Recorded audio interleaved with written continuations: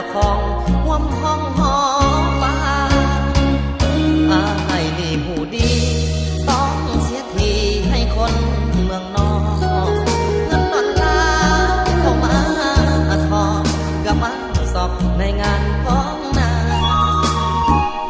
อายคนมาก่อนผู้ห่วมนอนเข้ามาทีหลังผู้แล้วว่าต้องผิดหวังแต่หากยังอยากเห็นหน้าอายลืมบ่ได้เสียดายเด้อดีตอายบ่ขาดคิดว่าน้องจะมาแย่งอายสู้เขาบ่ได้ต้องมานั่งให้อยู่ในกองลาถึงเพื่อนเขาห้องแก้มนางแถมยังห้องมาเยอะกว่าเอ้ยหัวอกเอาหนอเหมือนดังต่อไฟใหม่แนมเห็นเขาป้อนไข่คือเห็นใส่ใจหายนี่แท้